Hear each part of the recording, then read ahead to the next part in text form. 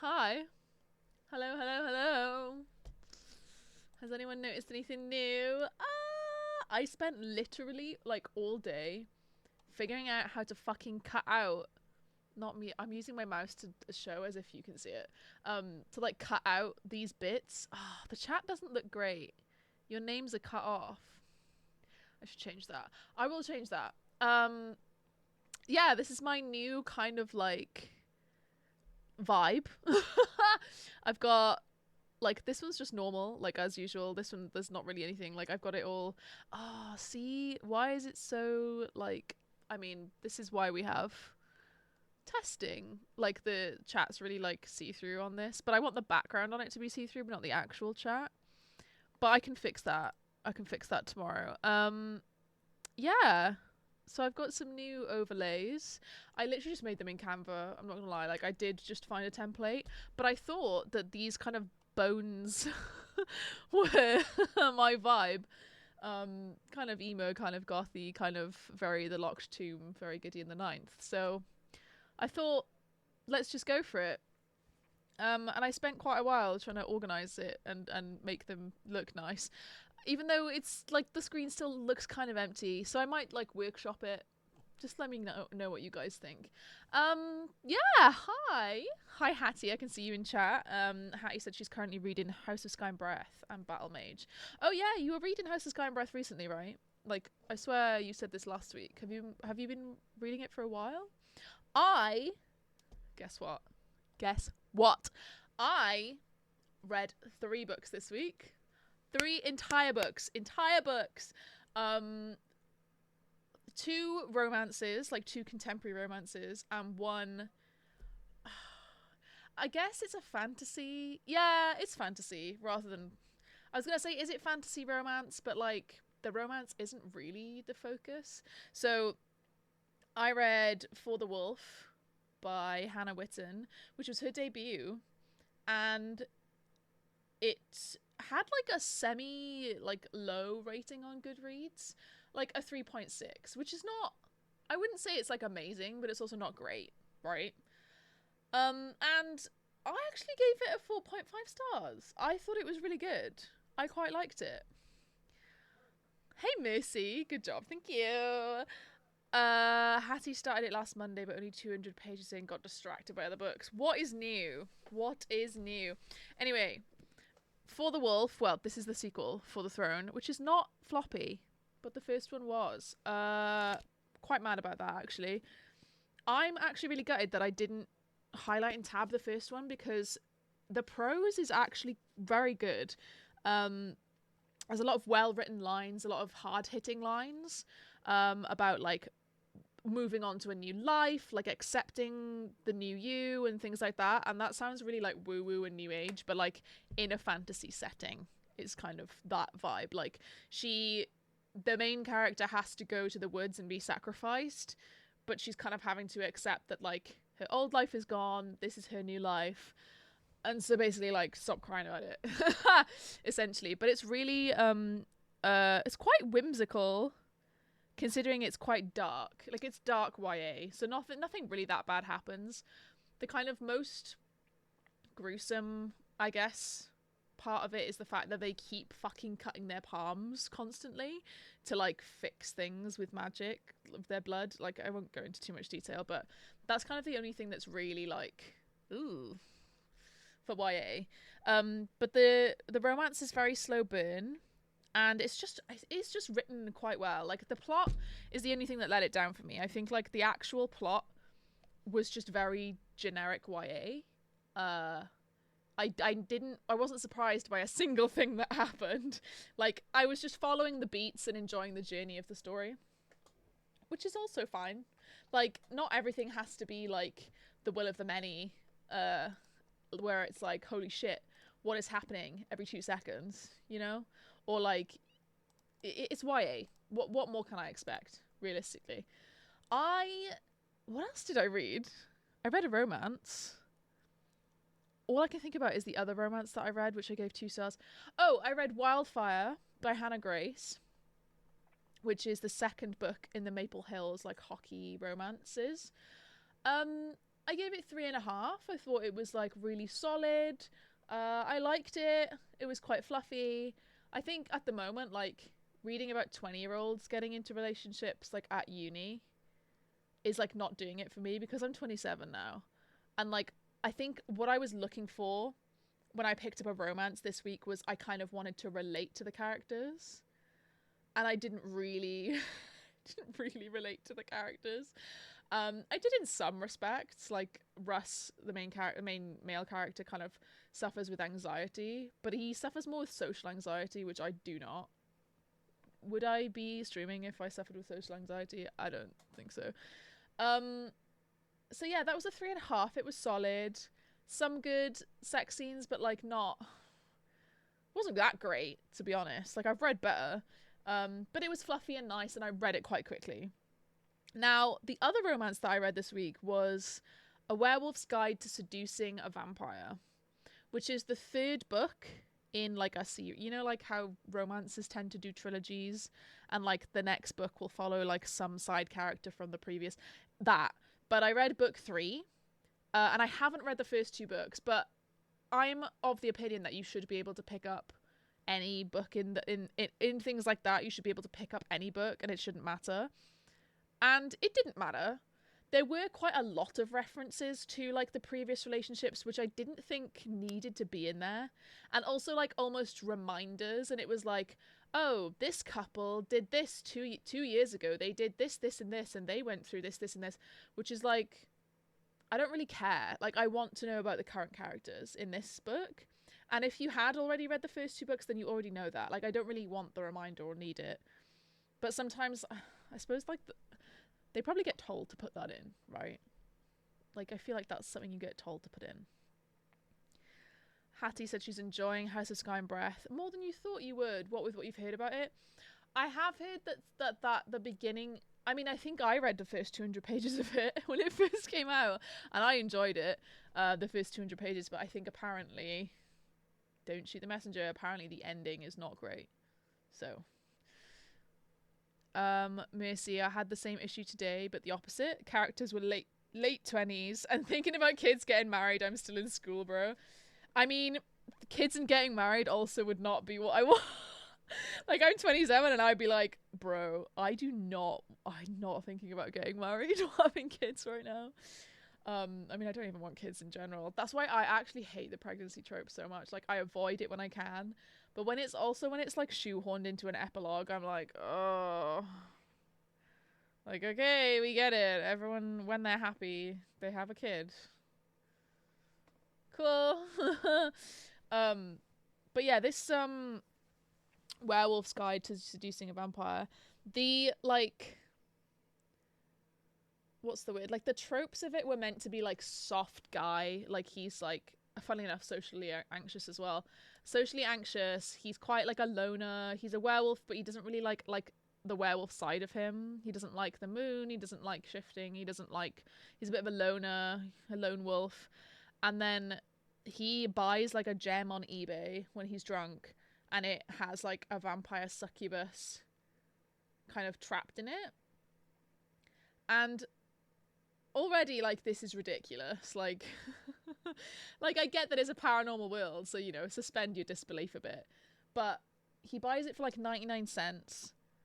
And it turns out, like, this is not really a spoiler, like, it turns out, like, the witch, like, also was drunk when she put it up on eBay. And it's like, what?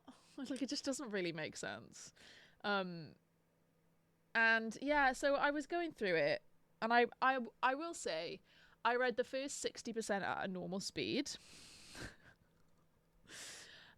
And then I may have started skimming it. But I'd read 60% of it already. I was like, I'm not going to DNF it now. I'm not doing that. I'm invested.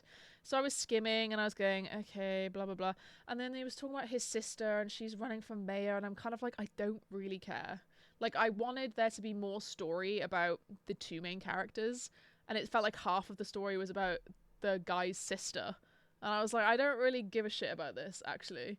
And the main female character, the succubus, she was almost like autistic in a sense of like the way she saw the world and the way she interacted with the world was very literal, and she did not understand like social norms and things like that, but also she'd been trapped in a crystal for like 600 years. So there was an element of that as well. It was very much like Thor in the first Thor movie, Marvel movie. And she struggled to keep the characterization of this character. Like sometimes she would speak in full sentences, like saying will not instead of won't, or like things like that. And sometimes she didn't, and it really took me out of it. And I really liked that character, so it kind of pissed me off that she wasn't doing it properly. And then the sex scenes were like painfully vanilla. Like I know in traditional romance, like traditionally published romance, you don't tend to have a lot of like kink or, you know, etc. Like it tends to be fairly vanilla in a sense. But like it was so painfully vanilla, and I was like, you've got a succubus character and you're not doing anything with it. You're doing very normal things when you could be doing all sorts of things, you know? Like I've read a lot of monster romance, okay? Given it's on Kindle Unlimited, so they have not really got those traditional publisher limits, but she just could have done so much more with it. So I gave it 2 stars. And the 2 stars were for the main female character, me liking her, and also like one scene where she like bites, like, well, she doesn't really bite his dick, she just kind of like scrapes it with her fang. But still, like, you could have, like, the descriptions just weren't that good, you know? Like, you could have kept it vanilla but made the descriptions better, I guess. You would have hated this book then. He was obsessed with getting her prego, but she was into it, so it's okay. See, now, Mercy, there's a difference between like breeding kink and then like actual pregnancy, and they're pregnant and then they've given birth and like they've got a child, like in the story. Number one, I like that. It's so hypocritical. I love that, actually, because it's just like, oh yeah, but then like I don't want to read the aftermath. I don't want to read you having to like change nappies and having the kid. Do you know what I mean? Like I just don't want the after bit. The first bit's fine, having a lot of sex for it. Perfect. And that's a lot of what's read this series done and dusted. I think you already have actually told me about this, and I'm pretty sure I added it to my Goodreads already. Let me have a check. Done and dusted, Lila Sage. Yeah, I put it on my want to read. Yeah. I need to check if it's on like any of my things, so Everand, my borrow box or whatever. Hey Hannah, thanks about the new layout. Woo, hope you like it. But yeah, so my next book I want to read is For the Throne. I definitely needed to pick up stuff in between. I'm so bad. I just don't want to pick up the next book in a series immediately. Like I like to sit with a story, and I wanted to sit with For the Wolf as its own thing and think about it and kind of ruminate on it. And yeah, it's only been like 3 days, but because I've read 2 books in between, I now feel comfortable to like move on to the sequel, and feel that I can like fully focus on it as its own thing and like, you know, add to the story. However, all I've been seeing all over my socials is this bloody thing.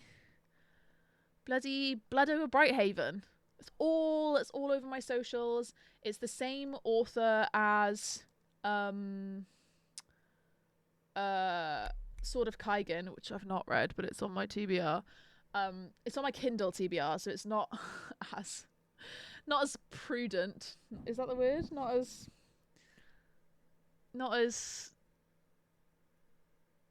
important as a physical TBR. However, I've heard really good things about the Sword of Kaigan, and this, I'm pretty sure, yeah. So, it's a city where magic has made it an industrial utopia, but magic has a cost. So, the main character studies magic. She wants to be the first woman ever admitted to the High Magistracy. So she climbs her way up the ranks to become a high mage. And she's got new colleagues that are basically being cunts to her. So there's a guy involved. Basically, it's a standalone dark academia, which, thinking about it, like reading that, I wouldn't have got dark academia from that. Like, I get she's studious, but she's in the ranks of mages, right? Does that not mean it's a job? She needs a lab assistant. So I don't think it's quite academia. I thought it was going to be like a school setting, but I don't think it is. It doesn't sound like it. But look, it's got a 4.45 and 11,000 ratings. That's so high. What did you read in between? I read 2 romances. I read A Werewolf's Guide to Seducing a Vampire and Wildfire by Hannah Grace. But it also says it's for fans of Full Metal Alchemist. I love that they've put like 2 authors and then an anime, but this is my favorite anime of all time. So I just really want to read this. Absolutely rage inducing. Look at this, Jade. Like, I love Jade. Me and Jade have very similar taste. But I think this was only just traditionally published, and it was indie published before that, like self-published before that, which the Sword of Kaigen was as well. I don't even know if that's been traditionally. I think it's might still be indie. But I really want to read this. I want to read this so badly. Like, genuinely, I thought about going to Waterstones today and just getting a copy.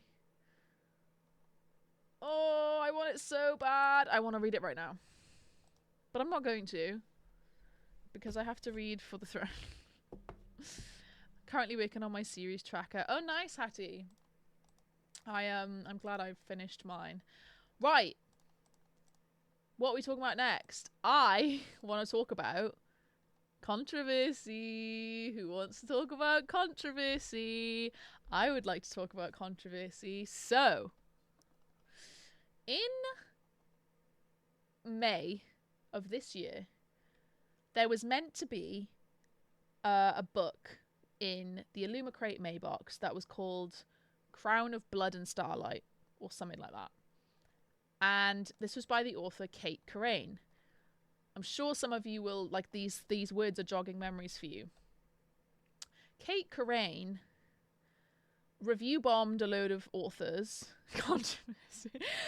Kate Corain review bombed a load of authors, was like tearing other authors down, basically just acted in the manner not befitting of anybody in any field ever. And Illumicrate pulled her from their Maybox because the publisher also dropped her. Now, the publisher for that book was Daphne Press, which is in fact the owner of Illumicrate's name, Daphne. Like, that's her press, that's her publisher. She was going to be publishing that book. So it was very easy for Illumicrate to pull that from their Maybox, right? After all this controversy. And this was what they said. So they said, we're aware of the conversations around the author of our May 2024 book, Kate Corain. We can confirm that Crown of Starlight will no longer be featured in the May 2024 Illumicrate box. I can't remember when this was or how many months beforehand this was. Now this week, this is all relevant, this is all context. This week we have a different author and a different box and a different book, but a very different reaction from Illumicrate. So, on Monday, which I was very mad about, because it was the day after stream, and I was like, God damn, I'm going to have to wait all week to fucking hear about this and talk about this. On Monday, we had this. No context. Nothing before this on the story, nothing after. And this is what they said. They said, the opinions of the authors featured by Illumicrate do not necessarily always match the ideals we as a company hold.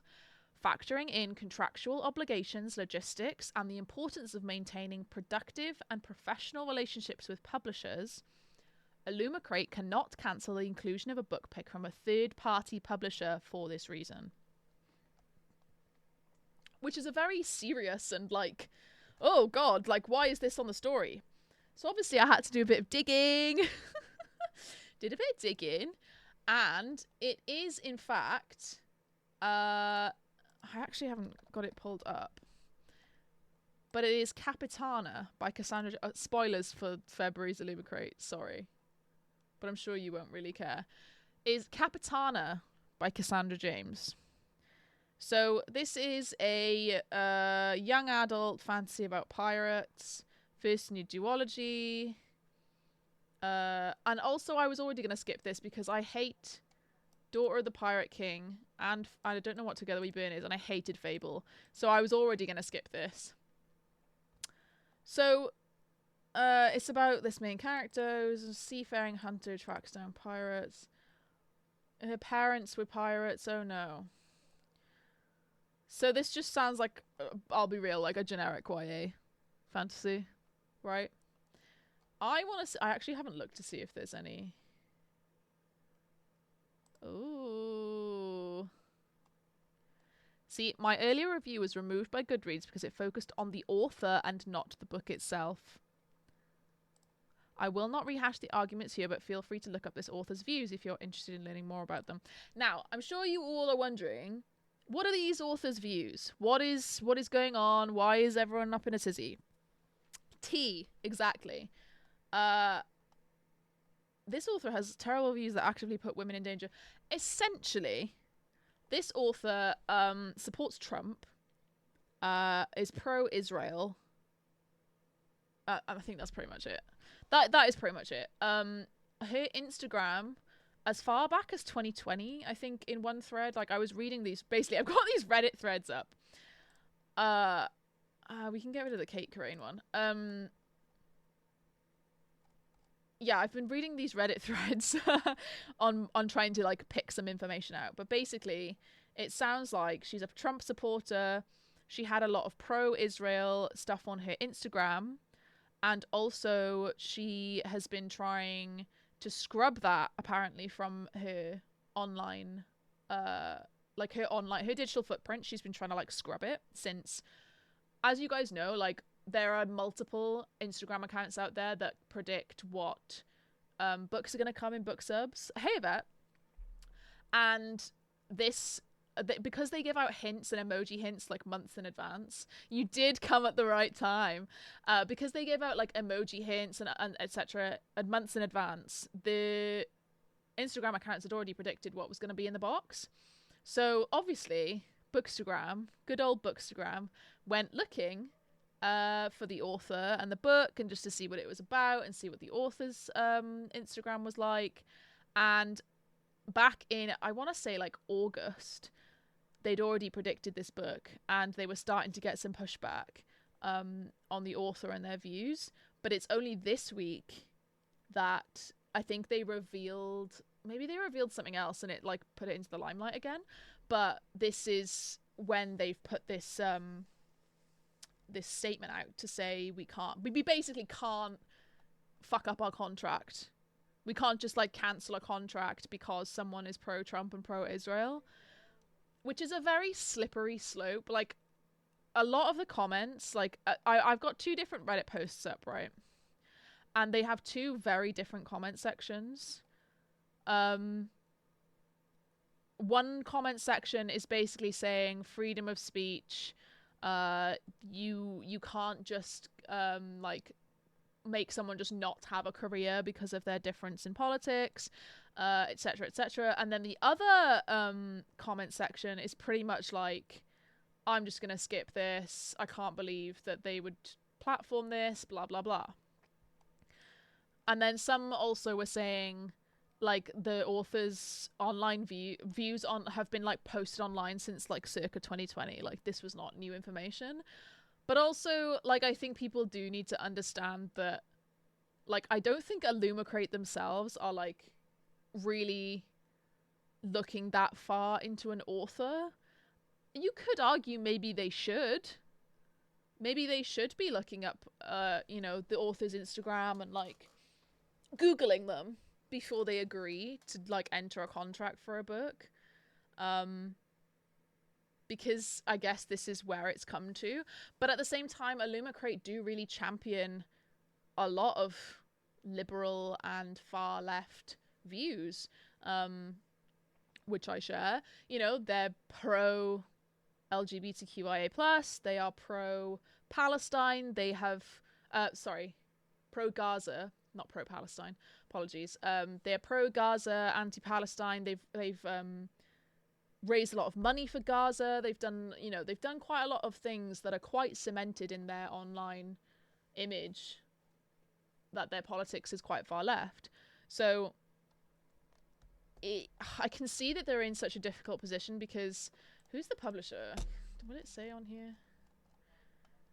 Blah, blah, blah, blah, blah. Expect to publicate Quill Tree Books. What the fuck is Quill Tree Books? Is an imprint of HarperCollins. HarperCollins, guys, is a huge publisher. Like, I feel like they can't just like randomly exit a contract. I think they could have said something better than this. I think, you know, this is a very kind of neutral way of saying this. But I do understand, like, I understand they can't just cancel contracts for, I guess, something as small as, like, politics. Like, it is a very slippery slope, like I said, like, because then where do you draw the line, right? I think everyone should just skip the box. Like, I think the best outcome for this is everyone who wants to skip the box skips the box. And in future, Illumicrate looks more into their, you know, authors and see if they align with their views. You know? Do you believe in separating work from the artist? Like, do you think if the work doesn't have the author's political views in a strong way, then it's acceptable? I think it's very hard, for someone who thinks and feels that way to not put that into their book, whether it's like subtle or not. Like, similar to Harry Potter, right? When you go back and you read Harry Potter, you can see the threads of like all of her prejudice and her bigotry in there. Yeah, like a lot of it isn't outright, but you can tell with hindsight what it is, and it's possible the same will happen with Capitana. I'm not, with separating the art from the artist, it is very difficult because if someone's long dead, you know, like fucking Beethoven, like imagine someone coming out and being like, oh, Beethoven's cancelled, like he did this, this, and this, and you just don't listen to Beethoven. Do you know what I mean?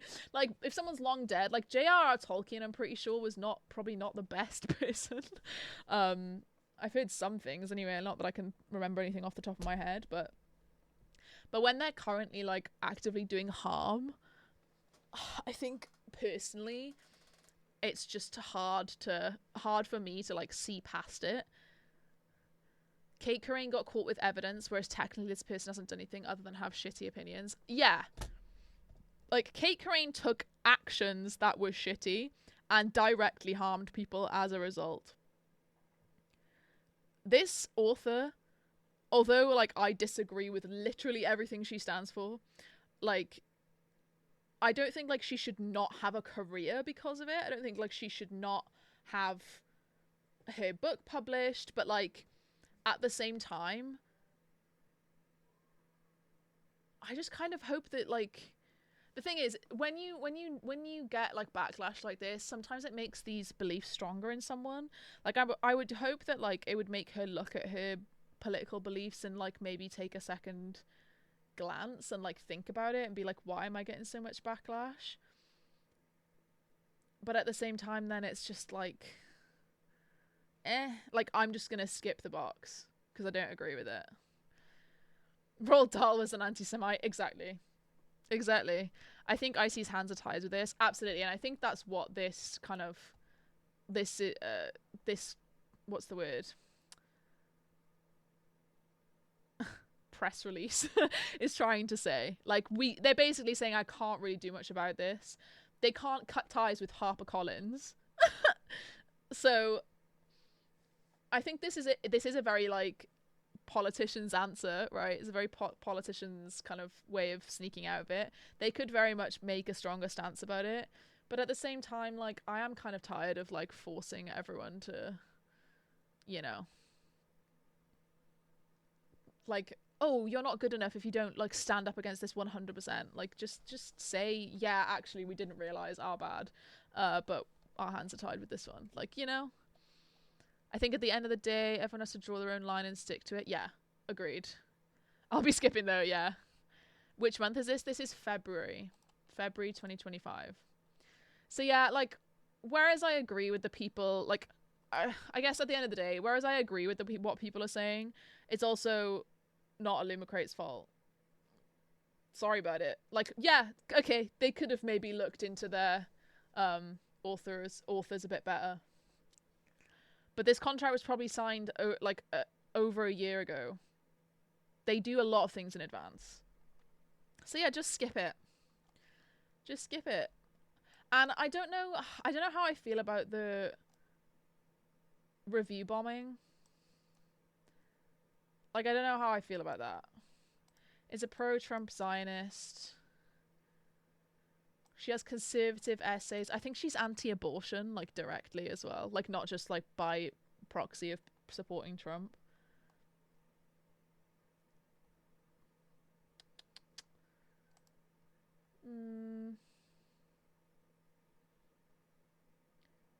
Poorly written with an FMC who's overly self-obsessed. Books are almost always a fraction of their author. Okay. I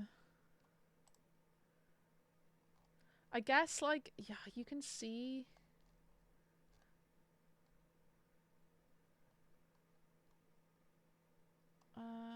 authors' personal views cannot be ignored in the contemporary political climate. It's difficult. It is difficult. Because I agree with them. Honestly, I hate politics personally, and hate it even more when it's forced through works of art.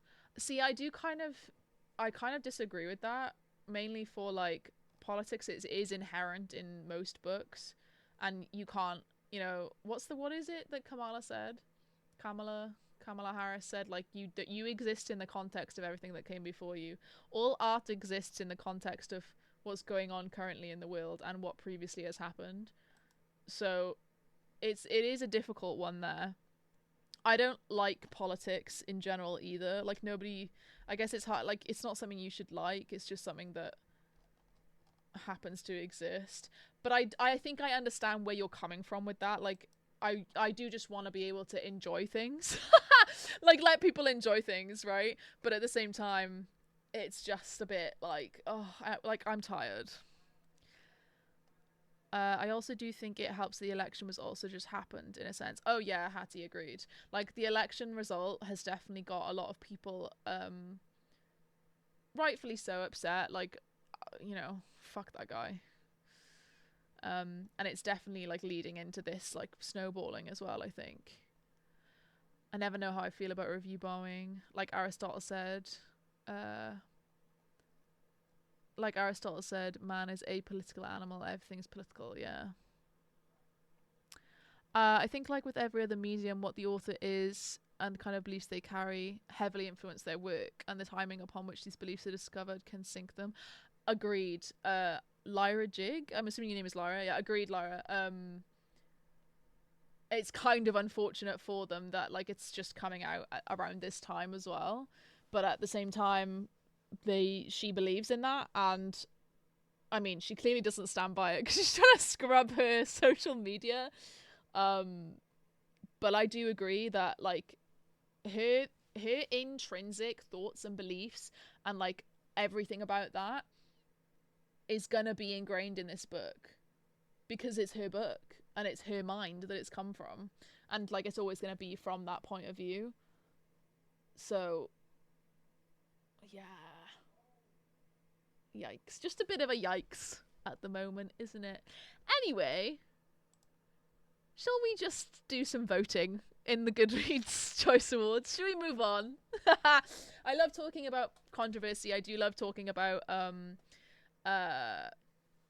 you know, debates and, like, things like this, especially in the bookish community. I love discussing it because I just love tea. But also at the same time, let's just do something nice and just do a little voting.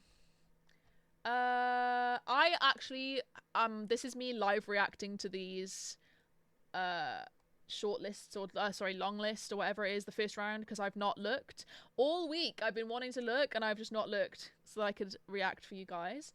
So here we go. I guess we are starting out with the fiction category. I don't know any of these books. Cool. Yeah, not heard of a single one of these. Have you guys heard of any of these? I've heard of Dolly Alderton because she did Everything I Know About Love. And I know this is a novel, not a self-help book or whatever that is. Do I know any of these authors? Playground, The Wedding People. I like this cover. I hope this finds you well. I feel like... Have I heard of that? I don't know. Sally Rooney, I've heard of. Lol. I read one. Welcome to the high end. Oh my god, that's the one I just said. Was it good, Hannah? It's got a 4.1. 4.01.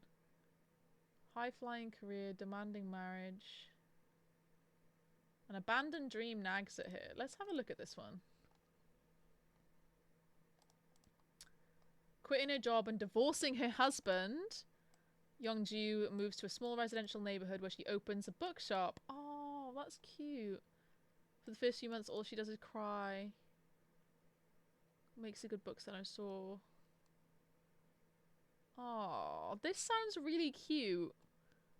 Bloody autocorrect. Oh, I actually really want to read this. As someone who has basically scrapped my plot recently and like hasn't really started over yet, I feel like this is really gonna hit home for me. Oh, quite a few people have read it. Oh, Mercy's got it on other shelves. Interested. I'm gonna vote for this one. I've not read it, but I'm voting for it. Right, historical fiction. Most of these are gonna be pretty boring. I'm not gonna lie, because I pretty much don't read anything other than fantasy and romance. Okay. Historical fiction. There are rivers in the sky. The frozen river. I don't know any of these. Oh, I've heard of Jodi Picoult. Oh, I feel like I might have heard of this one. Or I've seen the cover. Although it does look a lot like other covers. The Phoenix Crown, behind every good man. Yeah, I'm not seeing anything that I know. This sounds funny. Let's have a look at this one. This is literally what I do every year. I look at one that like catches my eye and then just vote for it. I really want to read The Lion Women of Tehran. Where's that? Oh, this one. Let's have a look at this then. 4.49. So 4.5. That's so high. For 25,000 ratings. Nationally best-selling author of The Stationery Shop. Not heard of that. An epic new novel. Friendship, betrayal, redemption. 3 transformative decades in Tehran, Iran. So 1950s Tehran. Her dad dies. Ellie dreams to alleviate her isolations. She meets another girl. They want to become lion women. Oh, bourgeoisie life. Oh, now a popular student at the best girls' high school. Their memories begin to fade. The 2 young women come of age and pursue their own goals for meaningful futures. Huh. How profoundly we are shaped by those we meet when we are young, and the way love and courage transforms our lives. That's very sweet. That is very sweet. Not a lot of people interested. I am woman.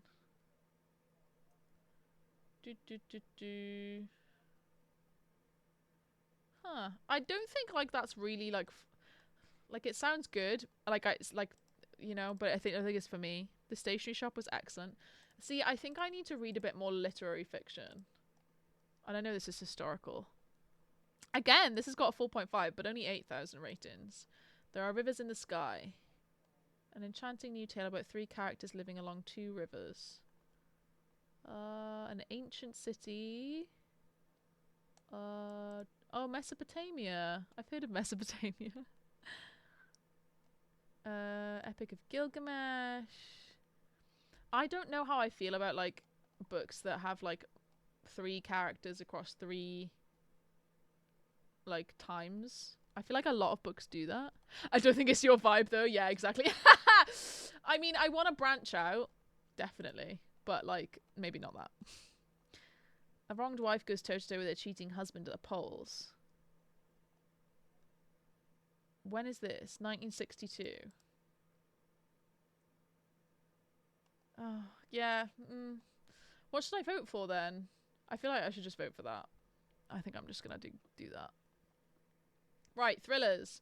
Now, I did branch out into thrillers a couple years ago, but I think I've still only read like 1 or 2 per year. You know? Riley Saga, I do know the name of. Obviously, I know who Richard Osman is. I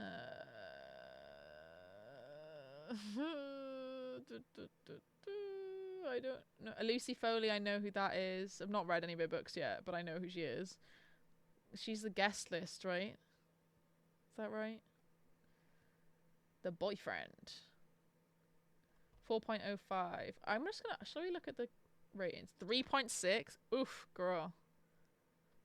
4.36.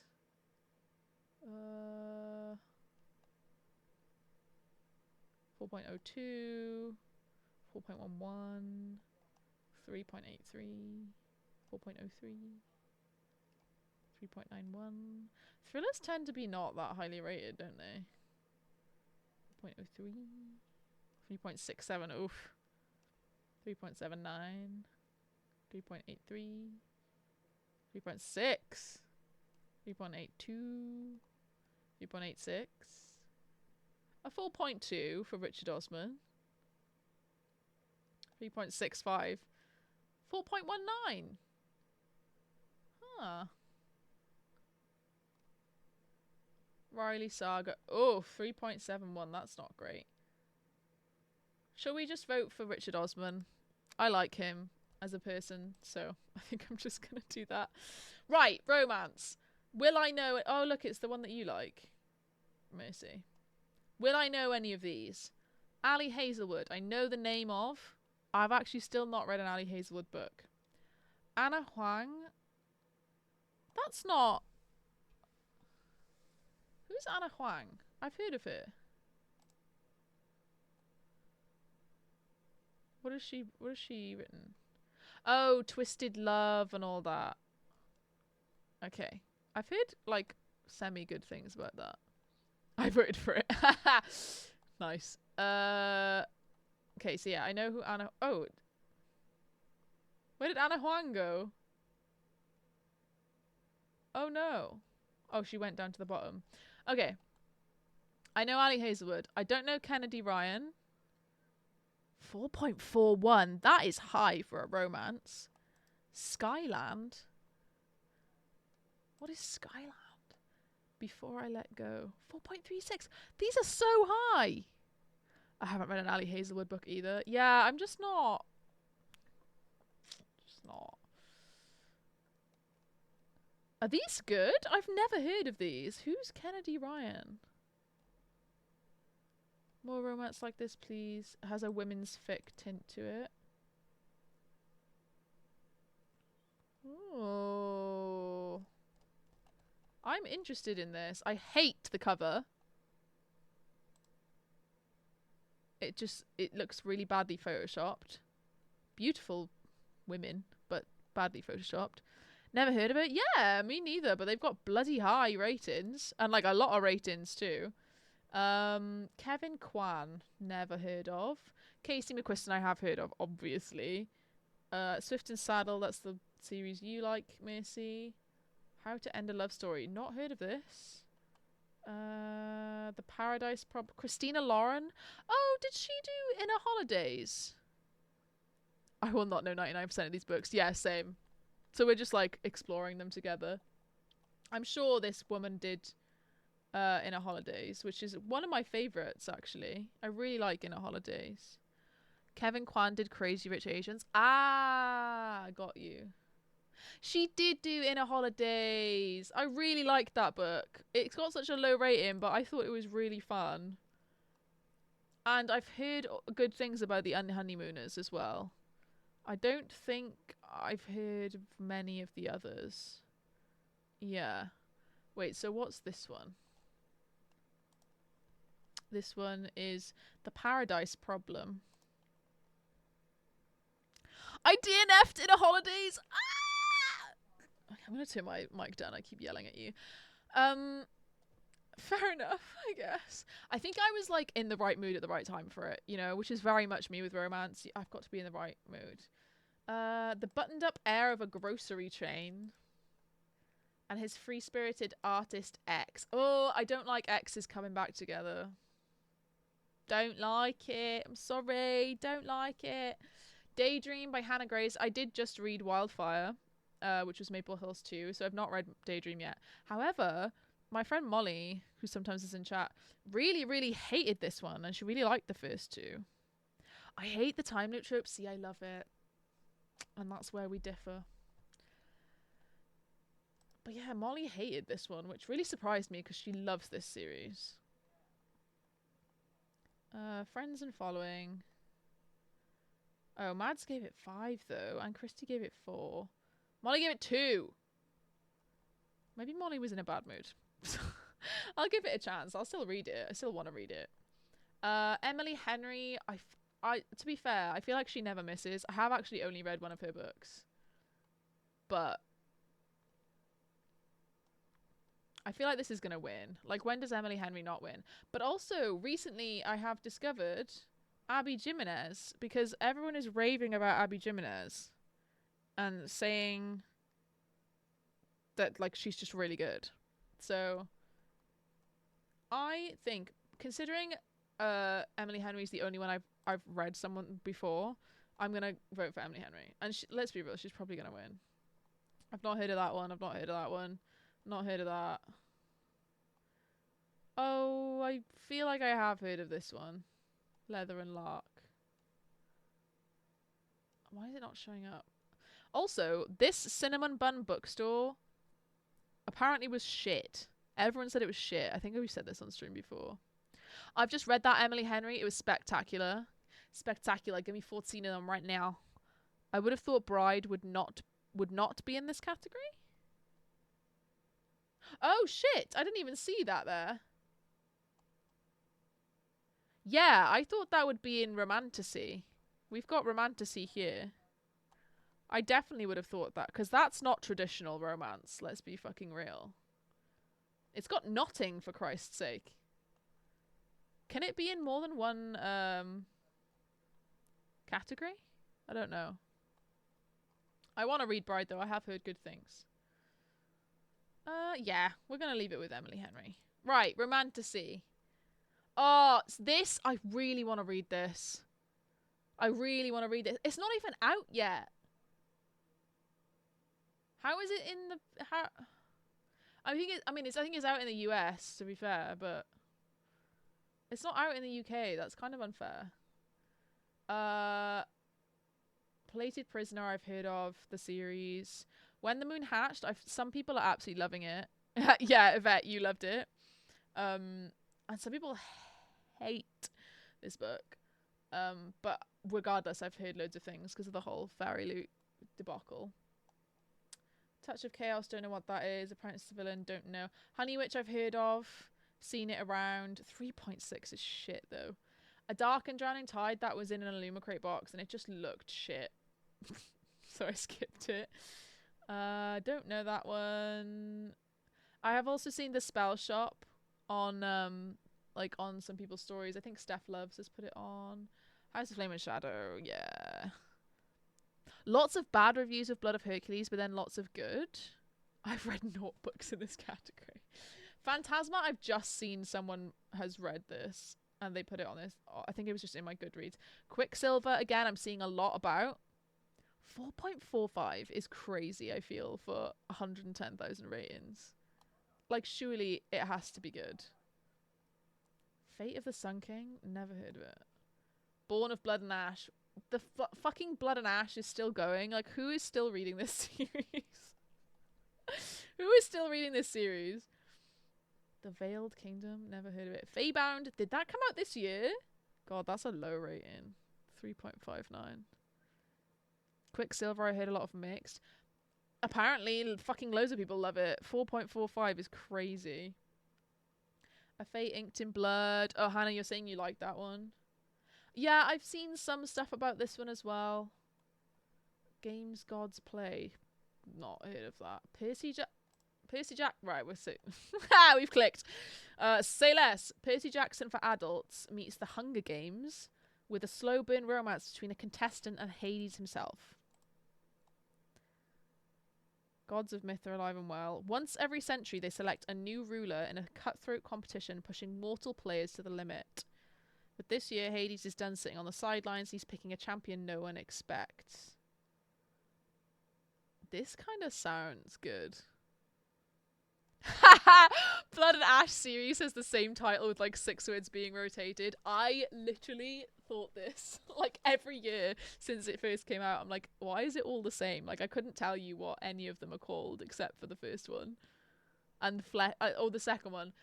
It's like Flesh and Fire. Is I don't care. I'm not gonna lie, that sounds pretty good. It's got a 4.2. There's trials in it. Say less. Say less. I hate that it's like redone them, like it reorganizes them. Blood of Hercules. Right. I've seen so much about this and I feel like I really want to read it, but also like this line is so cringy to me. I'm just a girl and it turns out I'm Hercules. Shut up. Like, shut up. Stand up, girl. Like, get a fucking grip. And it's like, ooh, a sarcastically funny dark fantasy romance. And it's just like sarcasm and sarcastically funny is like millennial humor in books these days, I feel like. What is this? Oh, somebody likes that I wanted to read that. So, like, part of me, I want to read it, but like also I just feel like I'm gonna hate it. Main problem most seem to have with Blood of Hercules is the writing. Yeah, like the premise seems really strong. So in this world there's loads of titans about immortals from 12 royal families rule. She's a foster child. She's one of them, a Spartan. I hate the way this is written. I even hate the way that this bloody blurb is written. No, please don't with Hercules. Yeah, man. Like, think about it, right? I love Greek mythology. I love any kind of iteration. I don't care if, like, you know, maybe it's a bit off. If it's good writing, you know? Like, this one I seemed really excited about. The Games Gods Play. Like, this was, like, about Greek mythology. And I was like, that sounds really good. And the Blood of Hercules, I think I've been, like, roped in with the online, what's the word? Marketing. Like, I think the marketing has got me, girl. I think it's got me. Games Gods Play you can only get on Amazon UK as a US import. Whoa! Is it not on, like, Kindle Unlimited? That's what I would prefer. Another lore debacle. Oh my god, lore. I literally I didn't even try to read it. It came in the what? Was it Fairy Loot or a Lumicrate? I think it was a Lumicrate. It was like a January Lumicrate, and their January picks are always shit.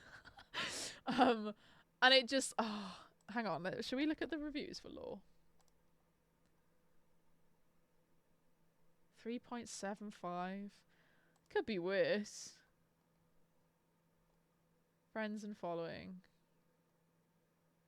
Oh, Greek mythology meets the Hunger Games. 3.5. Oh, 1 star from 2 of like my favorite reviewers. 2 stars. 2 stars. Hey, hello Lottie. Utterly boring. Ooh. I thought Law was okay. It seems like, yeah, it's probably just like it's okay, you know? Like with romantasy, like to be fair, that was more like fantasy point blank. Romantasy for me needs to have like good relationships and good like sex scenes. Like that's what, I don't know if that's what romantasy is to everyone else or like to even publishers and things and categories like this, but like if it doesn't have good relationships and sex scenes, I'm kind of like, what is the point, like, of it being in romantasy, you know? Obviously not every relationship requires sex, but like it's romantasy. So if there's not even good sex scenes, I'm like, you're missing half of what you need to be doing. Law was an idea that was never executed correctly. I'll say one thing, Zeus turns out to be kind and forgiving. That's when you know it's a lost cause. Because that is not true. Yeah, that's not great.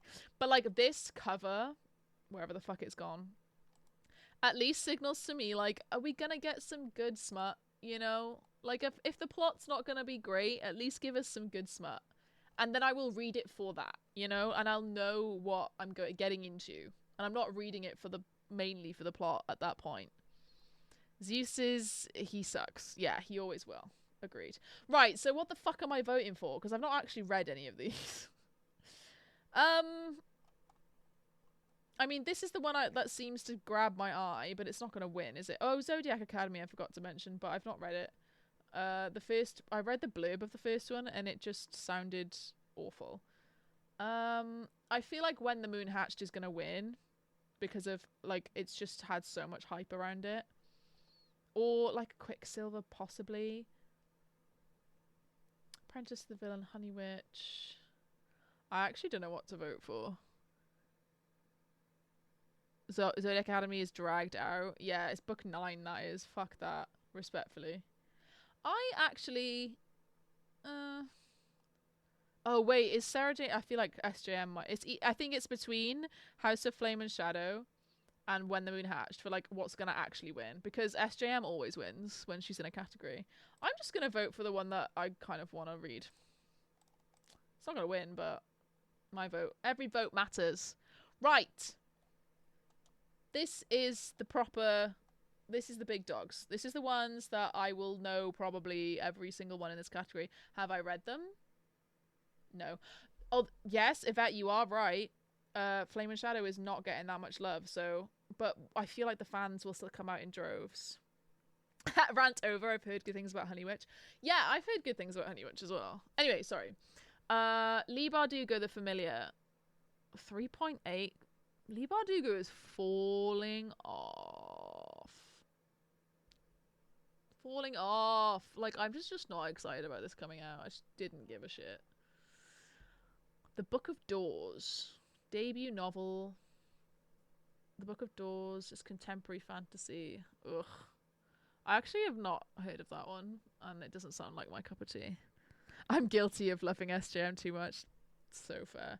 5 Broken Blades. I have the Broken Binding version of this, and I was actually quite intrigued. I'm sad that it's got a 3.8. I hate seeing reviews before I read things. Voyage of the Damned, I thought was I thought that this was a murder mystery. It is. Oh, but it's a murder mystery on a ship full of magical passengers. Agatha Christie fantasy. I do have I think it's the Illumicrate. I have the Illumicrate of this, but I haven't read it yet. Emily Wilde sequel. I've not read the first one, but I know everyone went crazy over the Fairy Leap version. Somewhere Beyond the Sea I've not read yet, but the first one was my top book of 2021, I think it came out. The Fox Wife. Not heard of that. Empire of the Damned. Again, I've not read it yet, but I liked the first one. A Sorceress Comes to Call. A dark retelling of the Brothers Grimm Goose Girl. See, T. Kingfisher I thought was horror. And as well, I thought this was horror. J. Christoph, They Will Never Make Me Like You. So fair. This was not good. Academy for Liars was not good. And it's also meant to be horror. So I know there's a crossover. It is a fantasy horror, but isn't all horror technically fantasy? Well, not all of it. Because some of it's like normal serial killer stuff. But like a lot of supernatural horror is still horror. They don't call it fantasy.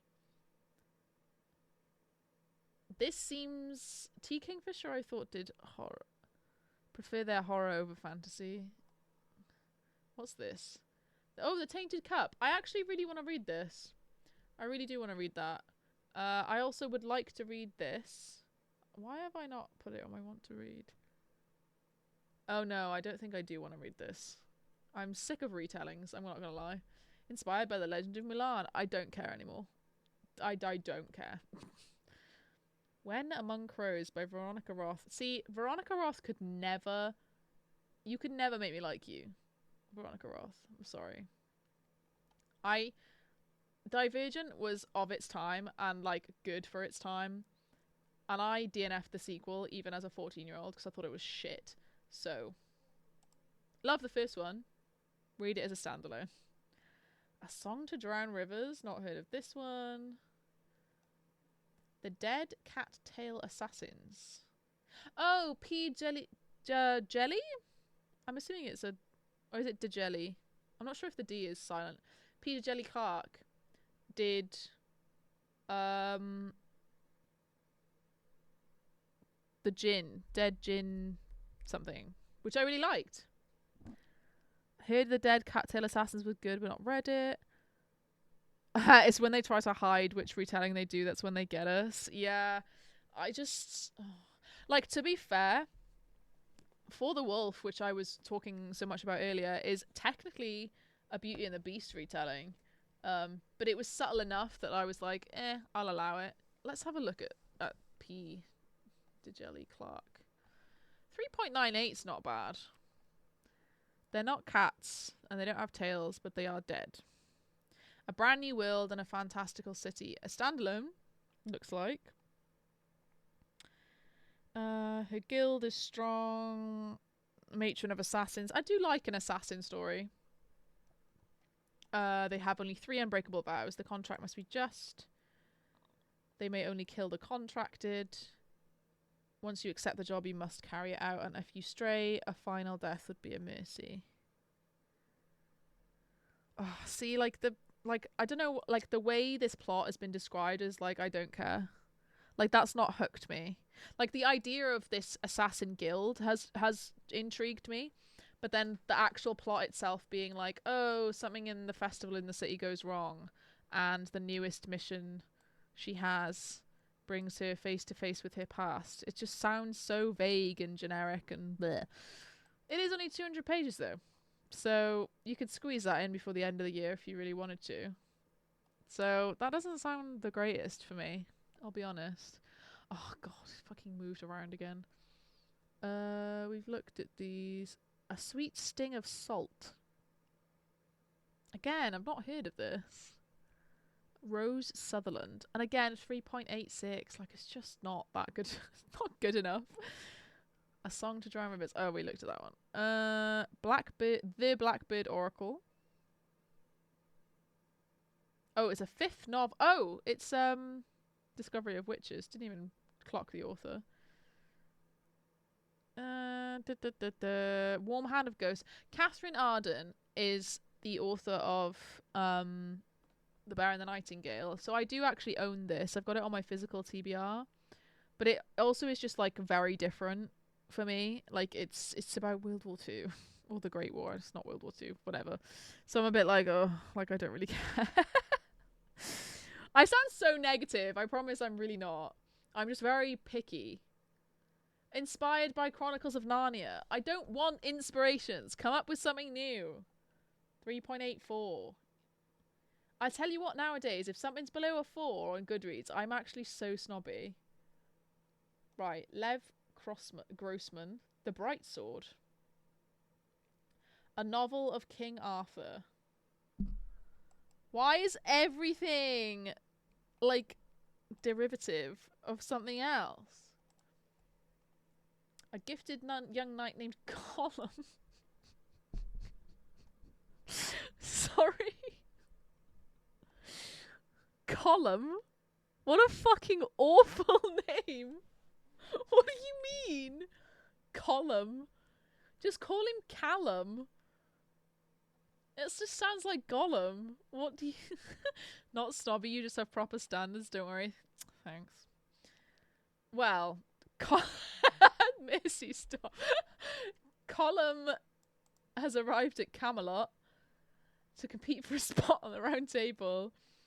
Only he's too late! The king died 2 weeks ago and he's got no heir, and only a handful of the knights survive. They're not the heroes, like Lancelot or Gawain. They're the oddballs. From the edges of the stories like Sir Palomides, Sir Dagonet, Arthur's fool who was knighted as a joke. They're joined by Nimue, Nimue, who is Merlin's apprentice, until she turned on him and buried him under a hill. Arthur's death has revealed Britain's fault lines. God has abandoned it, and the fairies and monsters and old gods are returning, led by Arthur's half-sister Morgan Le Fay.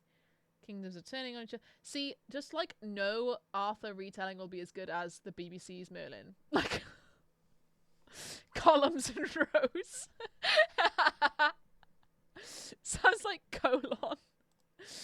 I much prefer Callum. Yeah, why not just make it Callum? Although Callum is a bit more of like a modern name, and this is meant to be in like the round table times.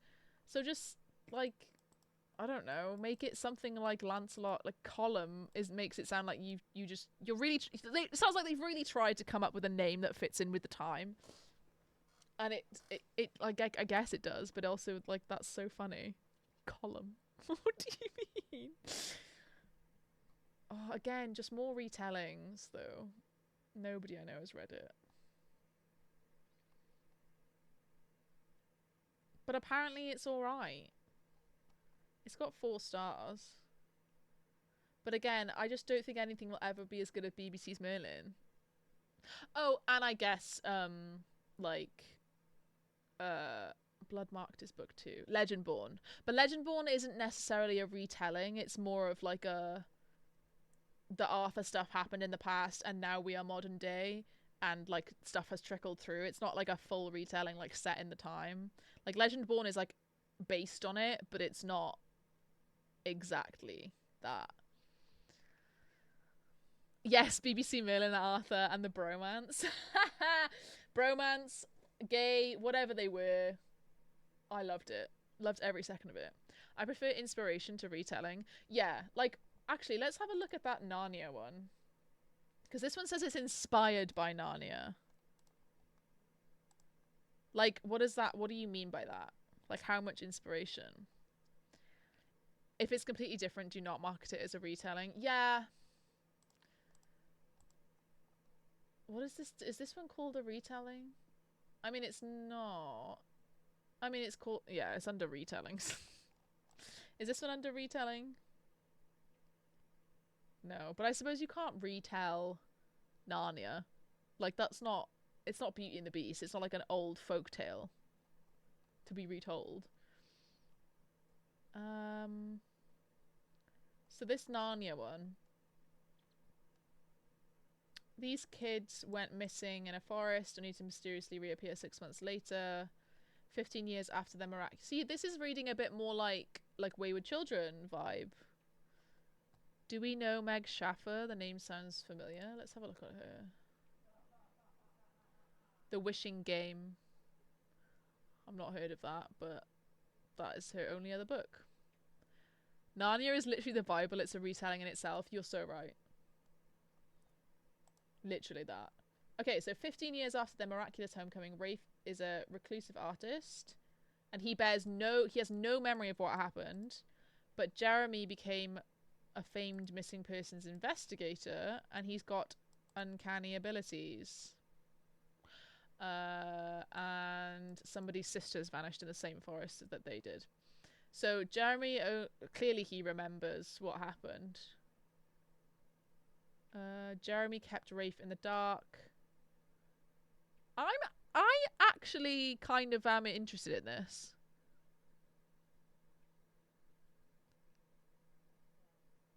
Why are all forests evil nowadays? Literally in For the Wolf, the forest is evil. That's so funny. I'm actually quite interested in this because it's reading very much like Wayward Children, but like if you like went back to some of the characters 15 years later. I'm actually quite interested. If I think about it from the perspective of like I really love Wayward Children and it's about lost children, I feel like I might like this. And they go back there, it looks like they return to the Enchanted World to look for that girl's sister. And like it's not got like the best reviews. It's 3.84. I feel like that's not like terrible. I feel like I rarely see anything below a 3.4 on Goodreads, but then I also very rarely see anything above like a 4.2. So I feel like this is kind of smack bang in the middle for that. I like the sound of that. Yeah, I feel like this sounds pretty good. This one not so much. The column. They'll never make me like you, column. Who do I like out of these people? I feel like Somewhere Beyond the Sea is probably going to win because people like the first one so much. But I am kind of glad to see like not like really huge authors taking over this category. It's nice that they've portioned out the romantasy. Honestly, at what point do classic fantasy books become eligible to be retold? I mean, on a level like if Beauty and the Beast is. Yeah, I mean, Beauty and the Beast is still an old folktale, right? Like, obviously the Disney movie and everything is based on that old folktale. So I don't know.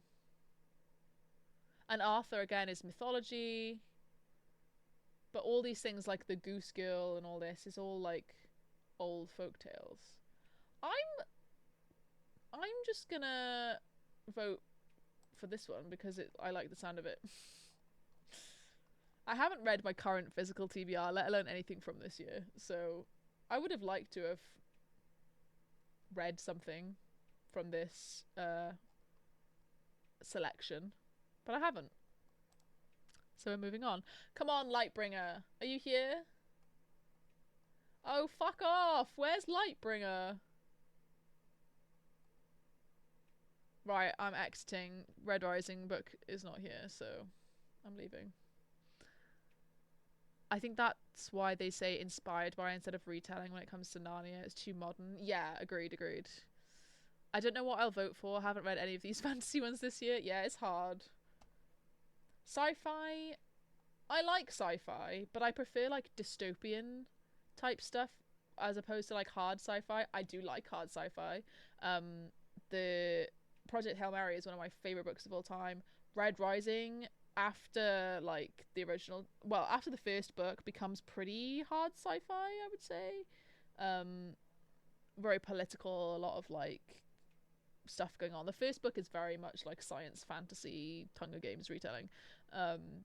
But beyond that, it does get more into like hard sci-fi level with like space battles and stuff.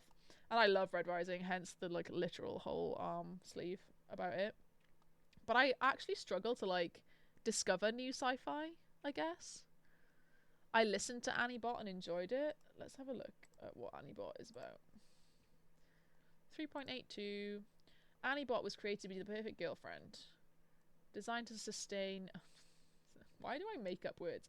Designed to satisfy his emotional and physical needs. She has dinner ready for him every night. Oh, is this like an AI becoming sentient vibe? Adjusts her libido to suit his moods. She's trying hard. She's learning too. Doug says he loves Annie's AI. Makes her seem more like a real woman. But the more human Annie becomes, the less perfectly she behaves. Ooh. This, I'm actually... Oh, hey, Cindy really liked this. And Cindy rarely likes books. 5-star, 4-star. Oh, I want to read this. This looks really good.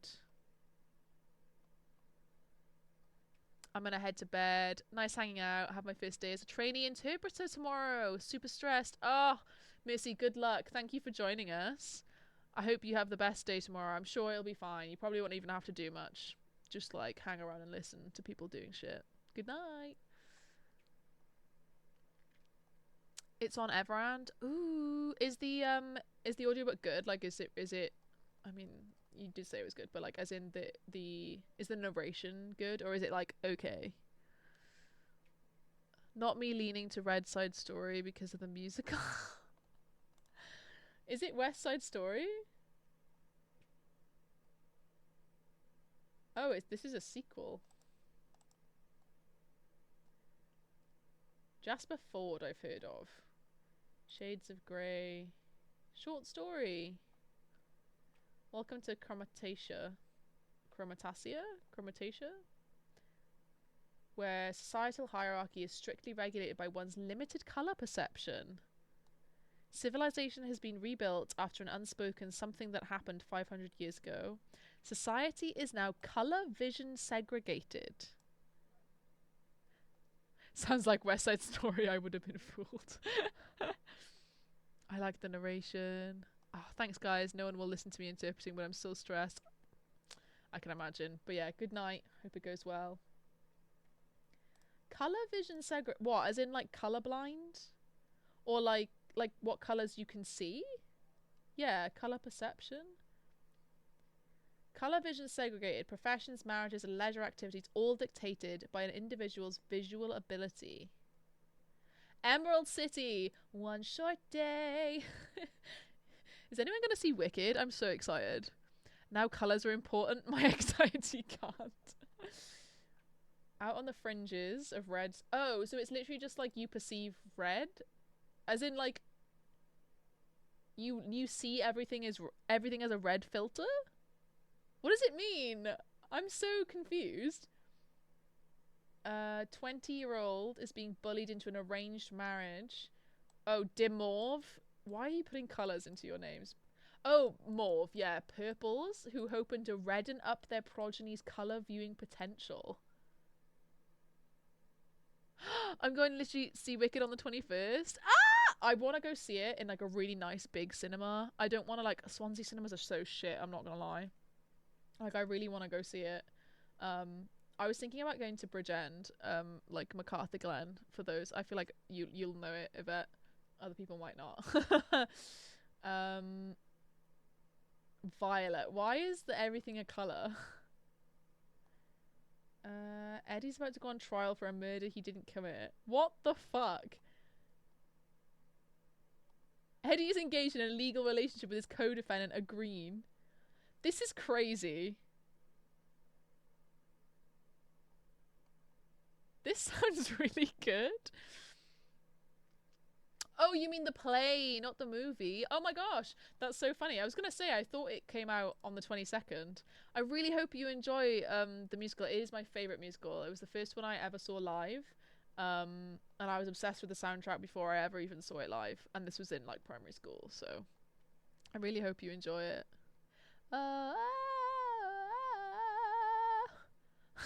That's what she sounds like in the advert. Well, not quite like that, obviously much prettier. I'm trying to see if I missed anything. No, I didn't. I actually want to read this. I think this is a standalone sequel. Oh. No, it's not. This is the first book. How long is it? 400 pages. 2009! So this is a long-awaited sequel then, if this came out this year. Yeah, look! Wow, 15 years difference. I hate having... Oh, I need to take this off my want to read because I really hate having sequels on my want to read because I feel like it just like... Oh. Remove. It just like clogs up my want to read, and I'm like, well, I want to read the first one, not the second one. Jasper just loves colours. What is this colourception? Yeah, I know. I'm actually quite interested. Like, I literally was just saying how much I like dystopian, and this literally is dystopian. So the original book. So we just read the sequels blurb, but this is hundreds of years in the future. Life is lived according to the rule book, and social hierarchy is determined by your perception of color. Again, I want to know more about this. Like, if you're a green, do you see everything in a green filter, or is it like greens pop out to you more? Like, I want to know. So the main character is a red, and he's meets a green. No, a grey, and they fall in love, basically. Huh. I mean, I'm interested. I want to read it. That sounds pretty good. I'm quite excited for these. 3 point again. If it's 3.66, I'm just not interested. The blueprint. Oh, again, alternate United States. A lot of these seems to be dystopian. Jasper Ford has a rabbit one I have on my shelves. Well, I've got a wand and a rabbit. The Blueprint is a harrowing novel set in alternate United States. A world of injustice and bondage. Okay. A young black woman in Texas where an algorithm dictates her occupation, spouse, and residence. She pens the biography of Henriette, her ancestor, an enslaved concubine. And then she becomes entangled with a high-ranking official. Ooh. This also seems interesting. Oh, through 3 timelines. I don't care. I'm sorry, I just hate the 3 timelines thing. Why does everyone do it? Oh, this is a book 4 in something oh, Southern I think I've... Annihilation I've heard of. Douglas Preston.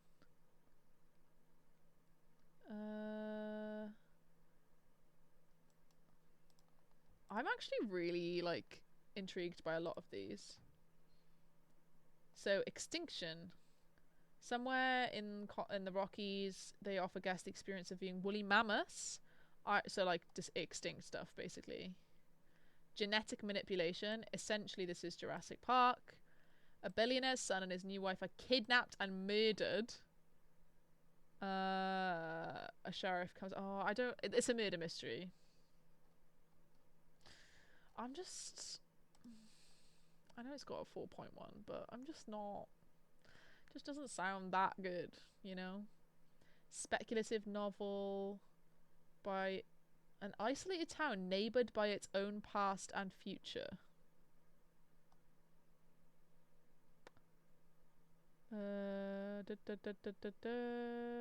Book selling, what boring. Gonna play some games, won't be able to chat, but keep the stream on. No worries. What are you gonna play? A time travel romance. Oh, look, I've got this on my want to read, but it's got a 3.61. That's so low. The Stardust Grail. You make, say, 3.73.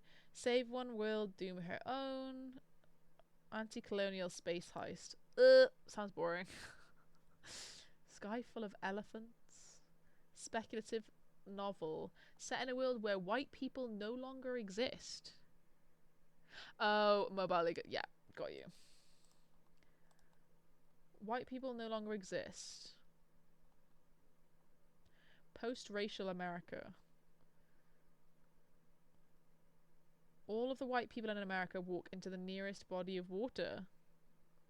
A year later, Charles is a black man living in an entirely new world, having served time in prison for a wrongful conviction. He's now a professor. Oh, his daughter watched her white mother, go into the sea. Sydney has spent a year in isolation.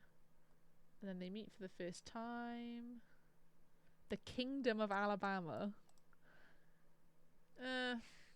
There's nothing really hooking me enough here. Like, okay. Where's the conflict, you know? I'll support some baddies. Moon of the Turning Leaves. Oh, it's a sequel. Moon of the Crusted Snow. Not heard of it. Orbital. Don't really get. This is a new series, but it's a guy who did The Expanse. In Ascension. Not heard of that. I'm starting to worry about this Black Box of Doom.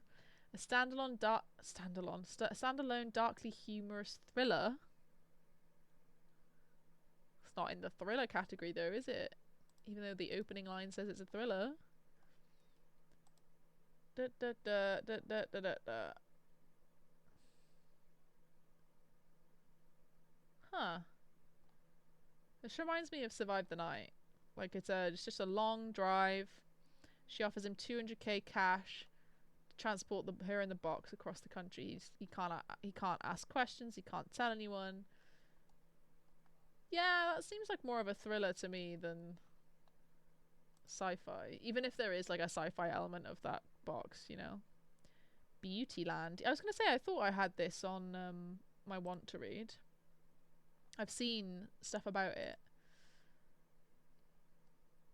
So, the moment when Voyager 1 is launched into space, a baby of unusual perception is born to a single mother.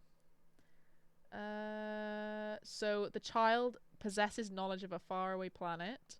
The arrival of a fax machine enables her to contact her extraterrestrial relatives, beings who have sent her to report on the oddities of Earthlings. So for years, as she moves through the world and makes a life for herself amongst humans, she dispatches transmissions on the terrors and surprising joys of their existence. That sounds just really cool. Oh, hello, brave keyboard warrior. I can't remember who that is. Is that Yvette's boyfriend's Prime? If so, thanks, Yvette. I'm trying to remember if that's your boyfriend's account that has it. That has the Prime. Haha, yes. See, I remembered. Ta very muchly for the Prime. Yeah, this Beautyland sounds good. I'm kind of bored of this now. Let's vote for Annie Bot because it's got feminism in it. Horror. Eyes are the best part I've heard of. Sleep Tight. This Cursed House. What Feast and I'm gonna start going through these a little bit faster because I don't really know any of these. Bury Your Gaze, I think I have heard of. Diavola, no. Stephen King, obviously. The Bog Wife, me. So Thirsty, again, me. Not, ooh, 3.58 is not great. Sunny Place with Shade, I've not heard of any of these. We Used to Live Here. I Was a Teenage Slasher. Oh, quite low ratings. House of Bono. Again, just not heard of any of these really. This is the one that Illumicrate did. They might have done others, but I've not heard of them. This one seems to have the highest rating. So I'm just gonna vote for that because it has the word gay in it. This is the gay agenda. Right, debut novel. I thought I might... Sometimes I know some of these, because sometimes it can be fantasy, it can be anything. Yeah, this is where we do... You can double up on the categories here. Because we've seen these three.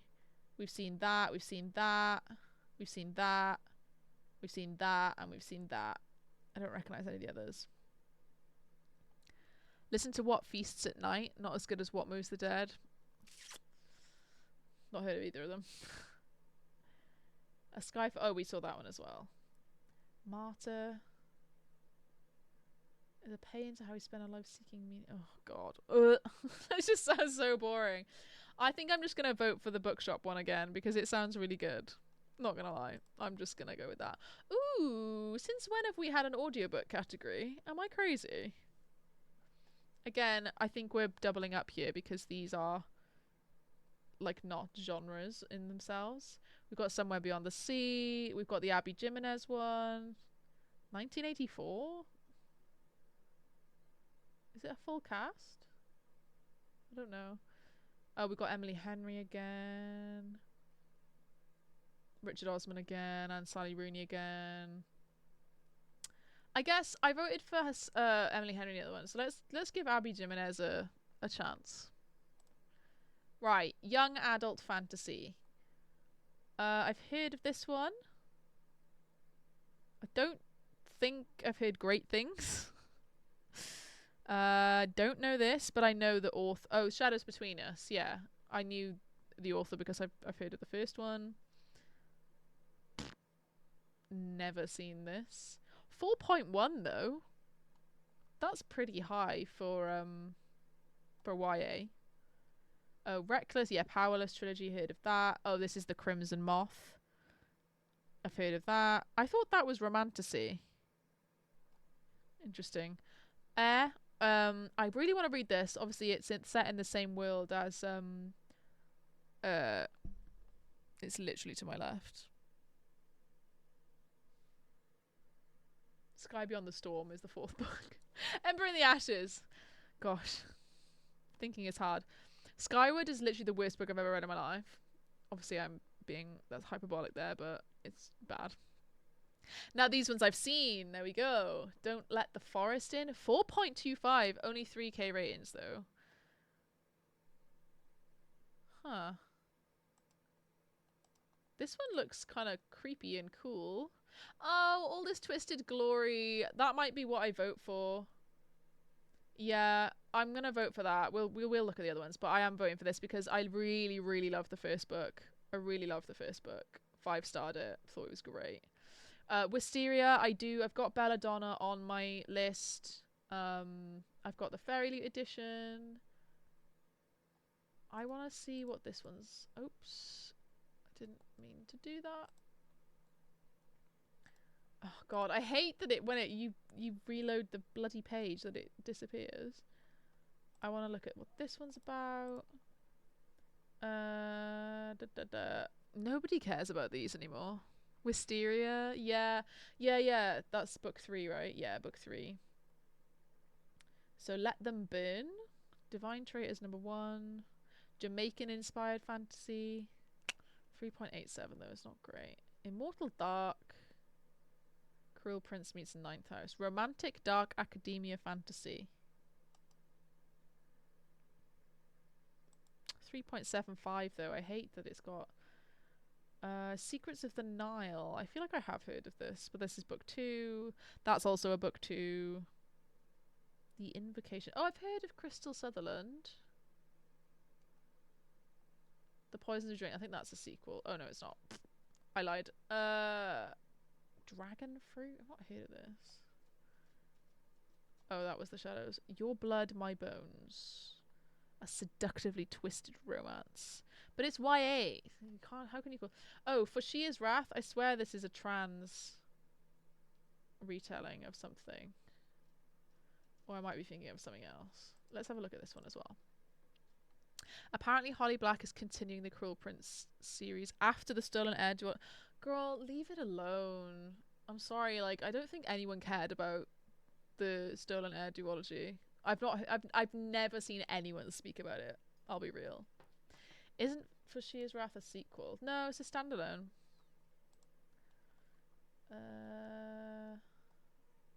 Pakistani romantic fantasy.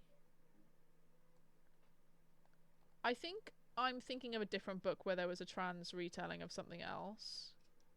But it just has a very similar cover and a similar title. But I don't think... Oh, there's gin in it. I feel like gin are always pretty good. It looks like one of those gin ones with the gold. It is literally... literally, I just said about gin and you said that about. Yeah, it sounds... Okay. What's this one? Any over 4 stars. I'm just intrigued. A girl with dangerous magic makes a risky bargain with a demon. Love that trope. To be free of her monstrous power. An Enchantment of Ravens and House of Salt and Sorrows. I like both of those books. Liska knows that magic is monstrous. She's done everything possible to suppress her magic. She flees her village, goes into the woods, wishes to banish her power. She's caught by the demon warden of the wood called the Lezi.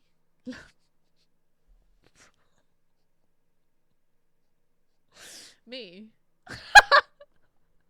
The, I'm sure that's the pronoun. Leslie?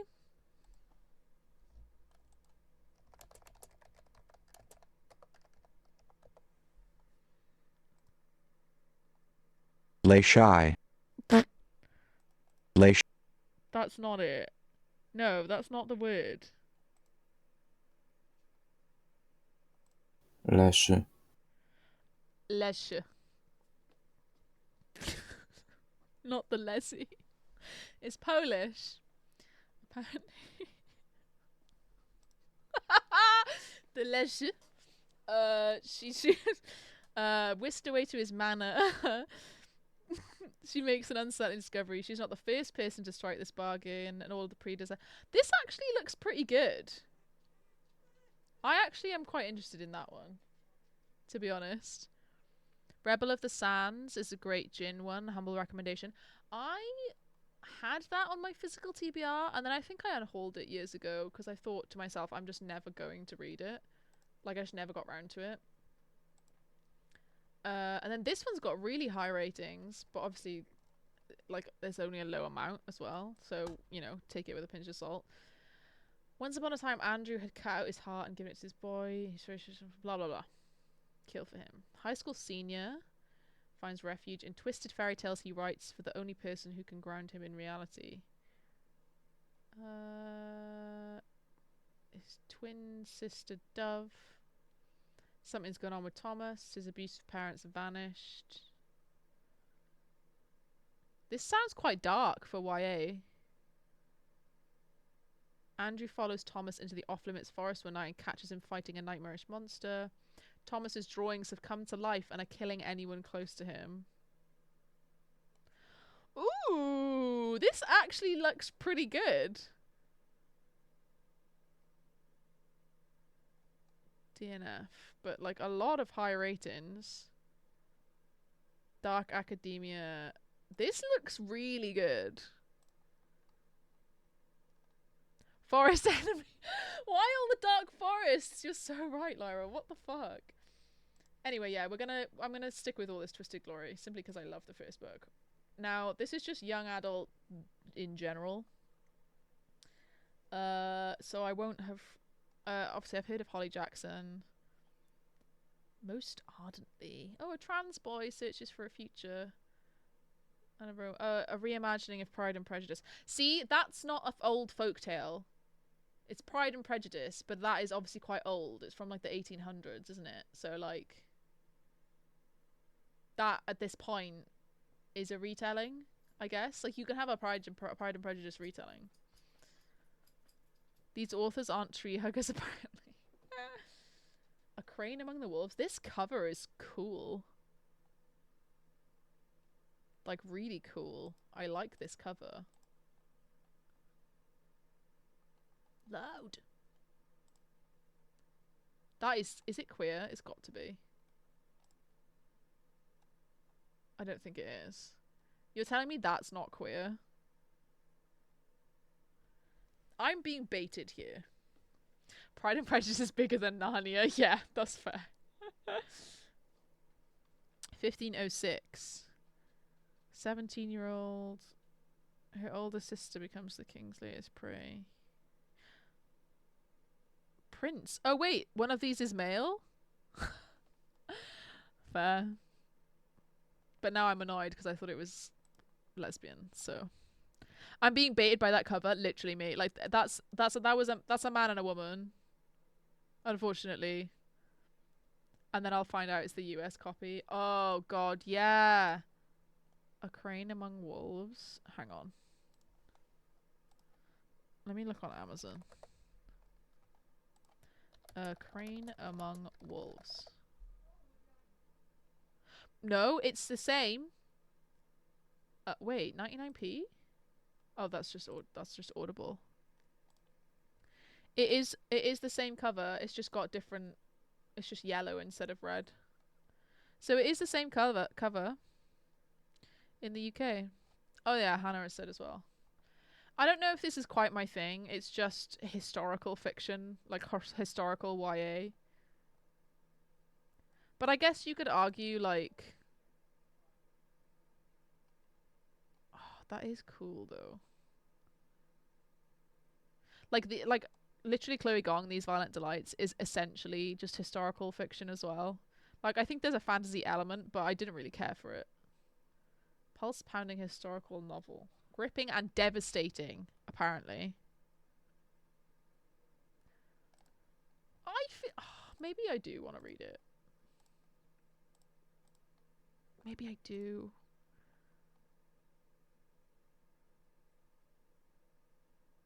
So he wants to dethrone his brother. And they have contempt for each other. As illustrated by the cover. But it's not like...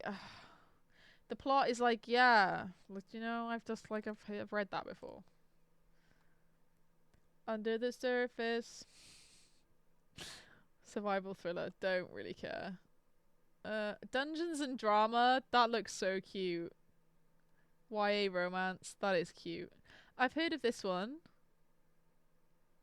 That's Not My Name. Doo-doo. Why are they all song titles? Death at Morning House. Again. Oh, I know who Maureen Johnson is though. Nothing Like the Movies. Wesley. This looks crazy. YA contemporary mystery. Heartstopper Volume 5 is gonna win this, let's be real. They should have a graphic novel category, realistically. Not this. Oh, Gwen and Art are not in love. Cute. Six Crimson Cranes was so hyped up, but it didn't live up to the recommendations for me. Yeah, agreed. Especially not the second one. I haven't even read the second one yet. It's on my TBR. I've got it. Like, I've got it on my physical TBR. I don't really know what to go for here, because let's be real, Heartstopper's probably going to win. Like, let's be realistic. I want to vote for Lex Croucher, because I like Lex Croucher as a person. Non-fic. I don't read a lot of non-fic. I read some. I would like to read more. Mainly biographies or autobiographies. Either or. I don't know any of these. I have heard of Ali Abdaal. I actually do follow him. I subscribe to him on YouTube. Other than that, if we did get a graphic novel category, I'd vote for Lore Olympus every time. That's so fair. I've seen stuff about this Disney one as well, and I am curious. Who the fuck is Ashley Spencer? The inner workings and ultimate breakdown of the Disney Channel machine.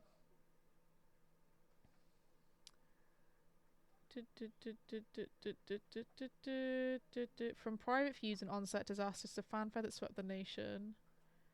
Oh shit. Okay, so this is a culture journalist who has like researched it, I guess, and is now writing a book about it. As someone who really loved I'm Glad My Mom Died by the girl from iCarly. Apologies, can't remember her name off the top of my head now. That was like an own story thing though. Like I think I would prefer to hear from like someone who was in the Disney machine, I guess. I mean, obviously she's probably interviewed people. Exclusive new interviews with former Disney executives, creators, and celebrities. So I guess there might be some... I mean, let's look at the reviews. Does it say who? Ashley didn't come to... Okay, blah, blah, blah. She reports on everything from Miley, Selena, Zach, Jonas Brothers, and Demi Lovato. But, like, in detail? Or, like... There's a Lizzie McGuire chapter.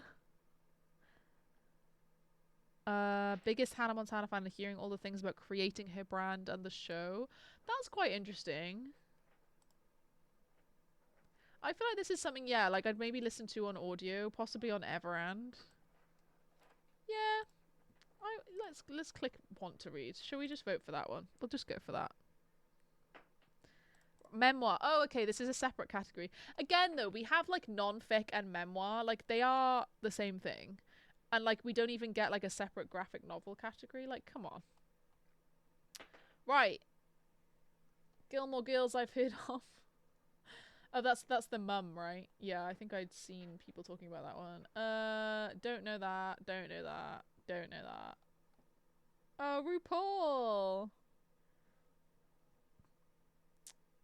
The fracking?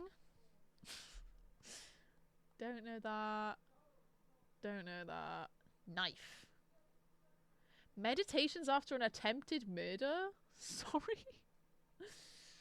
Plot twist, the audiobook's just the interviews. Yeah, that would be cool. Whoopi Goldberg, I know. Oh, we're voting for Giraffe Wallow. If you don't know who Giraffe Wallow is, you need to go listen to her podcast right now. I don't even care about anybody else. I hope she wins this, because she is just an awesome person. History and biography.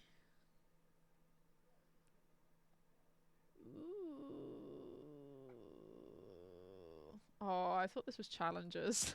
Like the film. That, you know, don't threaten me with a good time. I, point blank, do not know any of these books or authors. American Scary, A History of Horror, From Salem to Stephen King and Beyond. What is this?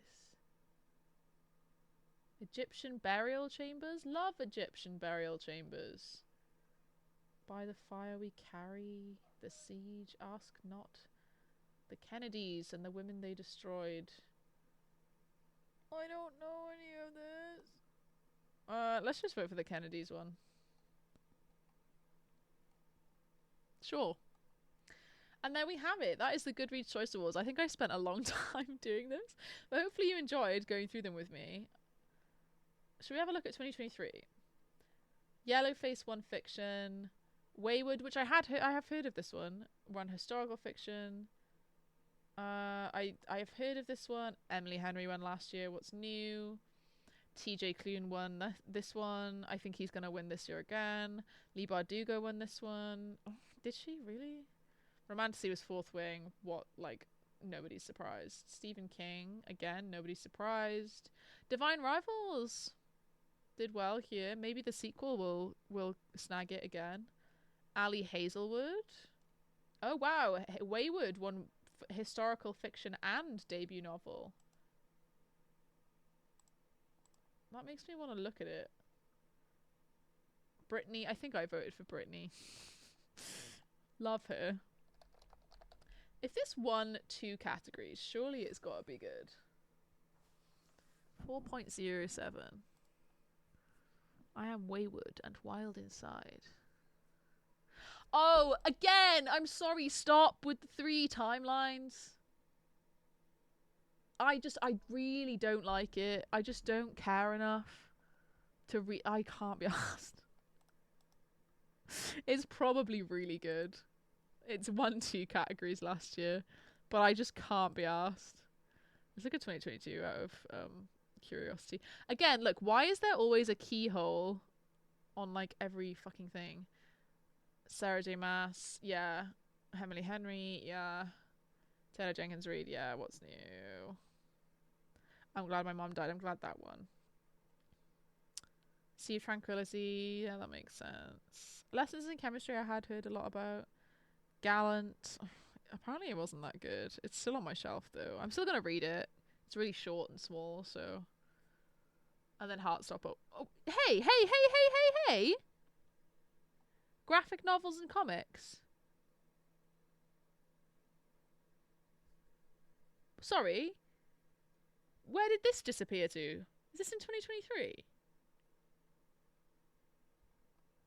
It's not in 2023. Is it in 2021? Yeah. Am I just like so behind on them getting rid of this category? What the fuck? Nah. And middle grade and children's. Where's middle grade and children's gone? Poetry I'm not as mad about. But graphic novels and middle grade and children's, that's huge. I remember they took them away and people were upset. Oh, hey Sandra. What the fuck? Why? What's the point? That's such bullshit. How do we, like... How do we complain? Right, so last year, the opening round was November 14th to the 26th. And then the final round was November 28th. So we're looking at like just under 2 weeks for the next round. They added Romantasy instead. Like, they could not have all of them. Yeah, agreed. I mean, I agree with having Romantasy there, but also, like, where's... It's not like middle grade and children's is niche. There's so many things come out every year, and graphic novels as well. So now what? Only bloody Heartstopper gets a look in bloody young adult. That's bullshit. I'm sorry. It's bullshit. I'm not happy. I'm not happy. I can't believe it. I mean, I can. Well, that was it. That was the Goodreads Choice Awards 2024. How are we feeling about our reading towards the end of the year, guys? How what were your goals? Have you beaten your goals? Every year I set the book my book goal is 52 because I would love to have on average like one book a week. Because you never know what's going to happen in life, right? But I have beaten it this year. I'm currently on 93. A good, like, I want to say 20 volumes of manga in there. It might even be more. I've beaten mine. I'm now at 71 books. Audiobooks helped. Yeah, I've actually really gone off audiobooks recently. Like, even with books I really want to read, I've just been like, oh god, I can't be asked to listen. Sandra, I have beaten mine. Slayed it. I'm not surprised. Yeah, I've read quite a bit of manga to get me to 93. Well, have I read quite a bit? 1, 2, 3, 4, 5, 6, 7, 8, 9, 10, 11, 12 manga. Is that it? Have I only read 12 manga? Oh my god, I have. That's not that much for it to be bloated up to 93 so far. But I also have read a lot of Kindle Unlimited smut. Which I'm not ashamed of at all. 540 books, Sandra. I'm sick of you. My goal was 200. You are insane. I've read more sequels, skipped more sub-boxes. I wanted to read more books by authors of colour than white, which I've succeeded at. That's good. Yeah, my goals for 2025 are really, really going to be focused on getting my physical TBR down, whether that is through reading them and or unhauling them if I know I'm not going to read them. That's the main thing. And finishing series, because I am just so behind on so many series. I wanted to hear the IC stuff, but I have to go. I already did. I already spoke about it. Already done. But I'll be publishing the VOD straight after. And I do put the VODs on YouTube, although I think I missed a couple in October and now they're gone. Oh no, I missed it. Yeah, sorry. You're like 2 hours late, Sandra. we're like winding down at this point. Sandra's a vampire, never sleeps. Yeah, that's so true. Rest of November goals for me are I would like to read For the Throne. I would like to read The Mime Order, because this is we're doing a read along with besties, including Sandra. I'm sorry, don't worry about it. Honestly, it's fine. Yeah, so I want to read For the Throne. I would like to read The Mime Order. I don't actually have a copy of it. I don't have any of the new copies. I bought the first one on Kindle because I was so pissed off that I couldn't get it anywhere else. Audible is £5 on Kindle. I feel like that's too much.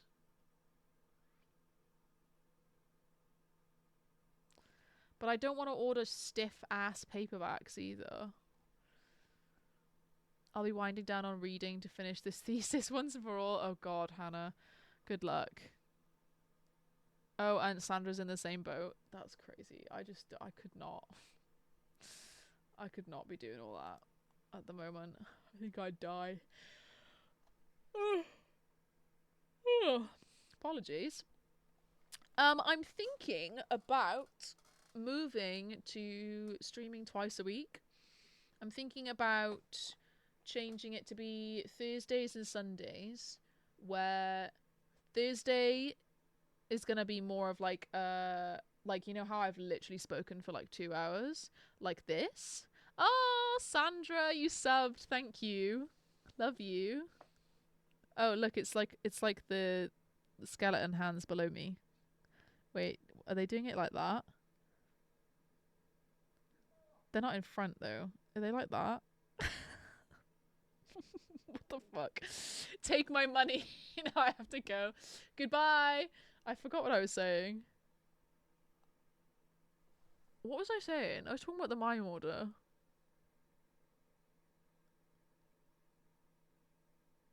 It has actually gone. Like, my brain is dead. Oh! Streaming. Thursday streams. Yeah, so Thursday I'm thinking is gonna be more of like a 7 till 9-ish yap for 2 hours with like subjects I've collected throughout the week. Like kind of basically like what we do on a Sunday. And then a Sunday is gonna be just reading sprints and or working sprints, whatever you want to call it. Like co-working sprints, whatever you want to do on a Sunday. And we'd start a little bit earlier, like maybe like 5 p.m. and go for a bit longer. That's my current thinking because I really would like to also just have an excuse to get shit done on a Sunday, and sprints really do help me with that. And I thought, why not? May as well. And obviously I've done all of this new kind of branding type thing. I'll be real, this is literally ripped straight off like Canva. Like I literally just took a template and I've used it directly on my stream. So whatever, like I can't be asked to like pay for someone to do it yet because I'm not like big enough yet. Essentially, like can't afford it, so just using some Canva templates for now. But like, who gives a shit, right? Like realistically, who cares? I'm here, I'm doing shit.